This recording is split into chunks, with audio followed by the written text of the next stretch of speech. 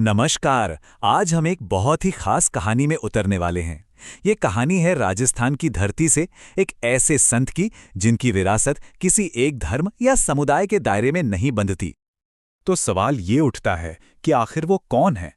एक ऐसे संत जिन्हें हिंदू भी पूजते हैं और मुस्लिम भी, दोनों ही दिलों में उनके लिए एक जैसी श्रद्धा है। चलिए इसी पहेली को सुलझाते हैं।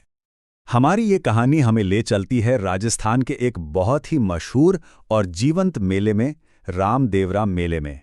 ये जगह आस्था और भक्ति का एक जीता जागता समंदर है।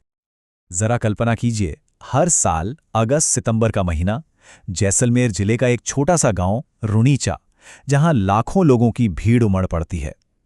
चारों तरफ भक्ति से भरे भजन गूंज रहे हैं, लोग जुलूस निकाल रहे हैं, अपनी मन्नतें लेकर चादरें चढ़ा रहे हैं।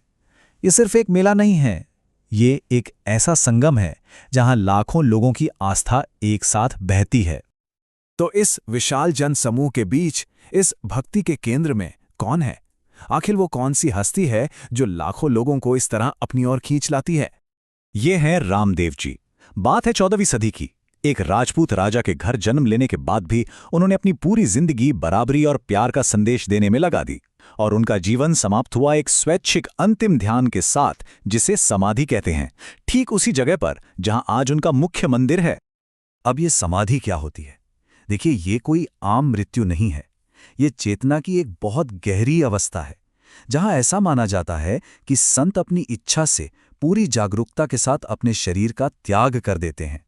ये उनकी आध्यात्मिक यात्रा का सबसे ऊंचा मुकाम होता है। तो चलिए अब जरा गहराई में उतरते हैं और समझते हैं कि रामदेव जी की शिक्षाओं में ऐसा क्या खास था जो उन्हें आज भी इतना सम्मान मिलता है।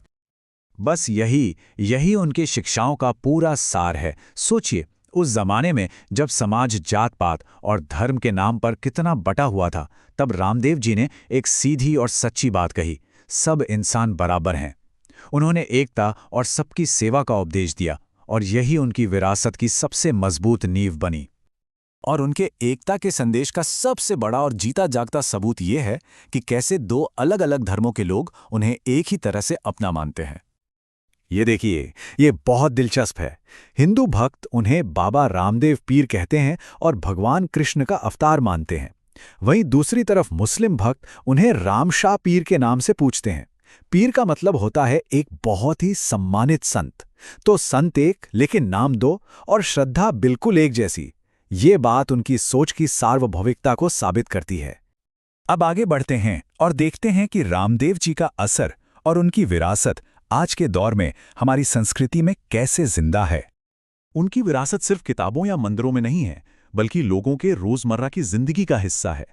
आज भी उनके अनुयायी एक दूसरे से मिलते हैं तो जय बाबारी कहकर अभिवादन करते हैं। उनके जीवन पर बने भजन गाए जाते हैं, और उनके मंदिरों पर शांति का प्रतीक नीला झंडा लहराता है। ये सारी छोटी छोटी चीजें उनके संदेश को आज भी जिंदा रखे हुए हैं। तो अंत में एक सवाल, आज की इस दुनिया में जो अक्सर हमें बंटी हुई सी लगती है, 14वीं सदी के इस संत की कहानी हमें क्या सिखा सकती है? ये एक ऐसा सवाल है जो हमें सोचने पर मजबूर करता है कि कैसे आस्था और इंसानियत की जड़ें हमें आज भी एक दूसरे से जोड़ सकती हैं।